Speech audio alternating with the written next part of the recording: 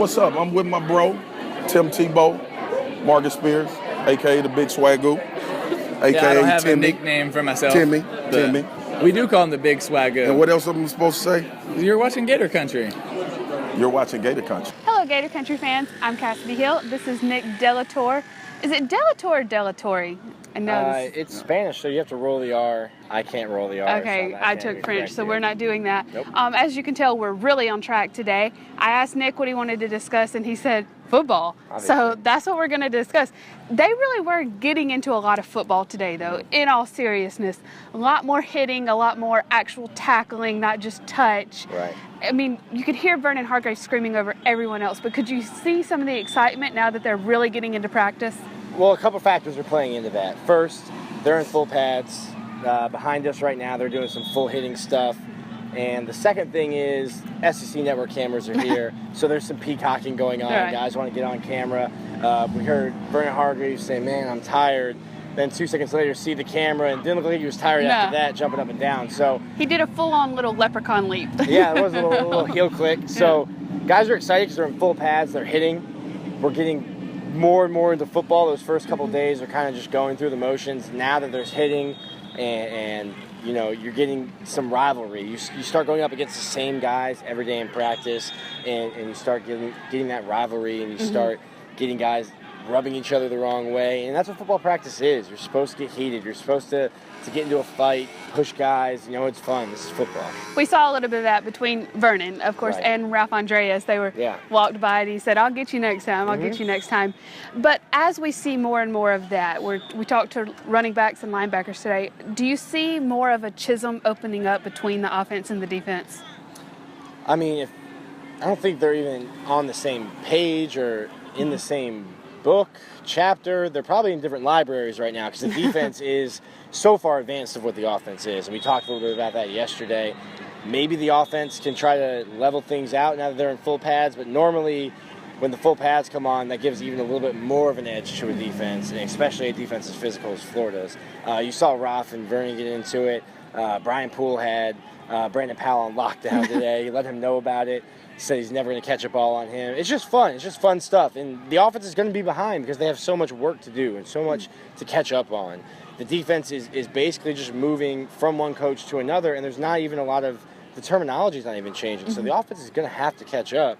The defense's job is to make it harder for them to catch up.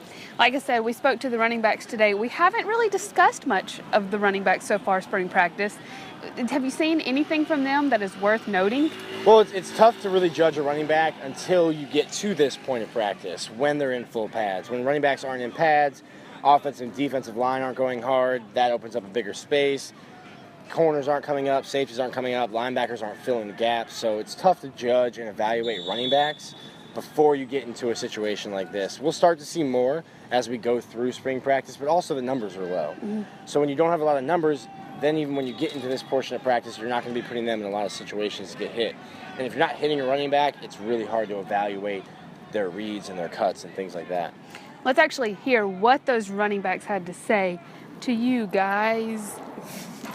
Do you think that getting a new coach kind of is a blessing in disguise for you, to be able to establish a new impression? I mean, I don't really think that. I think that just with the new coaching, like I could really just go and just play my game and just pretty much just have the the trust in the coaches, and me just being older this year, I feel it just feels so much different, and I'm just so excited to get out here with my new coaches. They're great coaches, and I feel like these coaches really taking this program in the right way. How different is your running style with his? That's a quick guy. Like one moment you see him, one moment you don't. I'm more of a get in the hole and just hit someone. So is he. We're both kind of balanced, I would say. Finish. Could you see, since the styles are differently, maybe instead of fighting for positions, more just a committee? In a sense, yeah.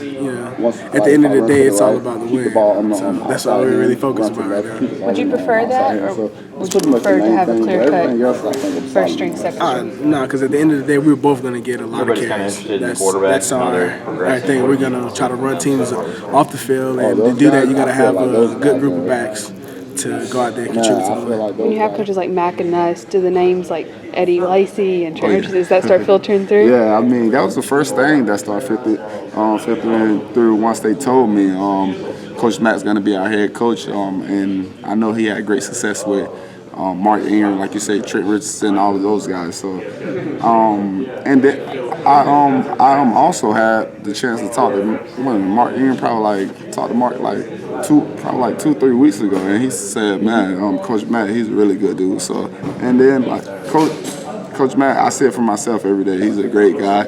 He's funny, love his players, and he's a really good guy. How did that come? Give you any advice on how to kind of take advantage under Mac? No, not really. No, he just said he was a really good guy, and that was pretty much it. Where'd you talk to him? Oh, on Twitter, just on Twitter. When you have Jim McElwain as your head coach and Nuss as your offensive coordinator, as a running back, do the names Trent Richardson, Eddie Lacy, Mark Ingram? Of course. When we heard that we was getting those guys, it was like, oh man, some of the best college backs to come through. And we're getting coached by the guys that coached them, so it was a great opportunity. Do you ask them about that at all, or do you just take in what they're saying? Not really. I just, pretty much just take in what they're saying.